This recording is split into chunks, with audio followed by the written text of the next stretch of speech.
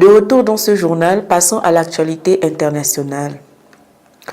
Coup dur pour l'arbitrage africain à quelques jours du coup d'envoi de la Coupe du Monde 2026. L'arbitre somalien Omar Hartan, considéré comme l'un des meilleurs arbitres du continent, a été empêché d'entrer aux États-Unis malgré un visa valide. Cette décision des autorités américaines suscite l'incompréhension des responsables somaliens et relance le débat sur les restrictions migratoires à l'approche du tournoi mondial. Reportage de Lionel Bougou.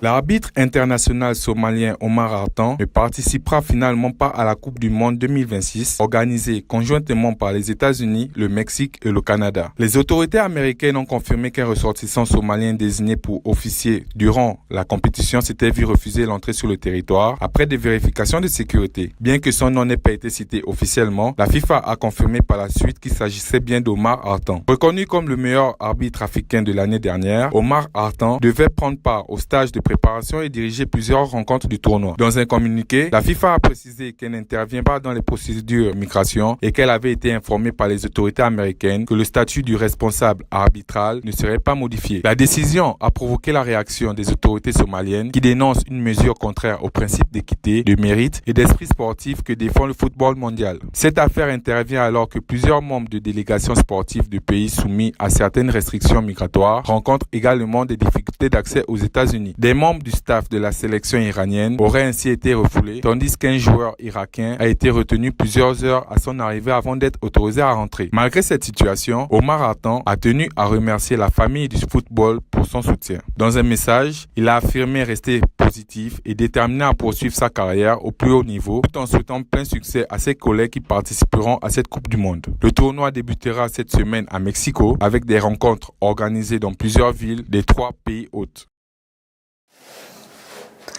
La Cour pénale internationale traverse une nouvelle zone de turbulence. Son procureur en chef, Karim Khan, a été suspendu de ses fonctions à la suite d'accusations d'inconduite sexuelle formulées par une collaboratrice.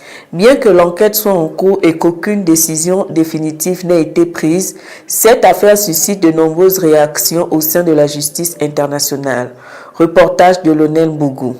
Le bureau de l'Assemblée des États parties de la Cour pénale internationale a annoncé la suspension du procureur en chef Karim Khan dans l'attente de l'examen approfondi de l'accusation d'inconduite sexuelle portée contre lui. Cette décision a été prise par les représentants des États membres de la CPI qui ont également convoqué une session spéciale destinée à examiner cette affaire. Les responsables de l'institution précisent toutefois que cette suspension ne préjuge en rien de l'issue finale de la procédure. Selon les éléments révélés par une enquête menée sous l'égide des Nations Unies, des preuves ferait état de plusieurs contacts sexuels non consentis entre Karim Khan et une collaboratrice de la Cour. Cependant, en avril dernier, un collègue de 3 juges avait estimé que les conclusions de l'enquête n'étaient pas suffisamment définitives pour établir formellement les faits. Karim Khan, citoyen britannique âgé de 56 ans, rejette catégoriquement toutes les accusations portées contre lui. Il avait déjà pris un congé temporaire l'année dernière afin de préparer sa défense. Les allégations remontent à plus de 2 ans, selon plusieurs documents de lanceurs d'alerte révélés par l'Associated Press.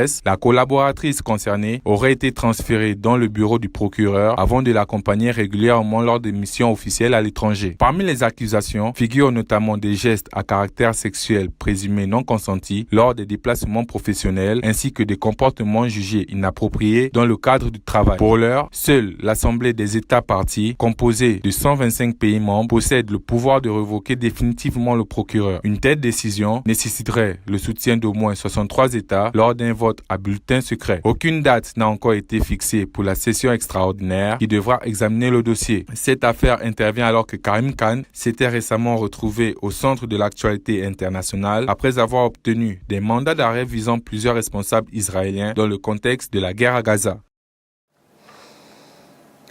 Au 3e jour de sa visite apostolique en Espagne, le pape Léon XIV a multiplié les rencontres marquantes à Madrid. Devant des parlementaires, les évêques et les victimes d'abus et des dizaines de milliers de fidèles, le souverain pontife a plaidé pour la dignité humaine, la paix, l'unité de l'Église et une meilleure prise en compte des migrants. Une journée intense placée sous le signe de l'espérance et du dialogue. Reportage de Lionel Bougou. Le pape Léon XIV a vécu l'une des journées les plus importantes de son voyage apostolique en Espagne en enchaînant plusieurs rencontres majeures à Madrid. La journée a débuté par une visite historique au Parlement espagnol où le Saint-Père a prononcé un discours consacré aux grands défis du monde contemporain. Il a notamment évoqué la dignité humaine, la migration, la famille, l'intelligence artificielle, la paix et la lutte contre les conflits. Face aux parlementaires, le pape a insisté sur la nécessité de placer la personne humaine au centre de toute action politique. Évoquant la question migratoire, il a rappelé que les migrants et les réfugiés méritent une réponse fondée sur le respect de leur dignité et sur la recherche des causes profondes qui les poussent à quitter leur pays. Le Saint-Père a également dénoncé les conséquences dramatiques de la guerre, affirmant qu'aucun conflit ne constitue une véritable victoire et que seule la négociation et la paix peuvent construire un avenir durable. Son intervention a été chaleureusement accueillie par les élus espagnols qui lui ont réservé plusieurs minutes d'applaudissements. Après cette étape institutionnelle, le pape Léon XIV a rencontré les évêques d'Espagne. Il les a exhortés à préserver l'unité de l'Église, à favoriser le dialogue et à accompagner les fidèles avec humilité et fidélité dans l'Évangile. Dans un moment particulièrement émouvant, le pape a également tenu une rencontre privée avec plusieurs victimes d'abus commis par des membres du clergé. Selon le Vatican, cette rencontre a permis aux victimes d'exprimer leurs souffrances et de proposer des pistes pour renforcer la réponse de l'Église face à ces drames. En soirée, le Saint-Père s'est rendu à la cathédrale de la Multena pour un temps de prière. Il y a invité les fidèles à abattre les murs qui divisent les personnes afin de construire une société fondée sur la fraternité et la foi. La journée s'est achevée dans une ambiance exceptionnelle au stade Santiago Bernabéu où près de 80 000 personnes venues de l'archidiocèse de Madrid ont accueilli le pape. S'adressant à cette foule immense, le pape Léon XIV a encouragé les chrétiens à devenir des témoins vivants de l'Évangile, capables de transmettre l'amour, la vérité, l'espérance dans un monde en quête de repères. Comparant l'enthousiasme des fidèles à une victoire sportive, il a déclaré que l'Église à Madrid a marqué un but inoubliable avant de conclure en invitant chacun à être une Bible ouverte pour les autres afin que tous puissent se sentir accueillis et aimés. Avant de refermer cette édition d'information, rappel des principaux titres.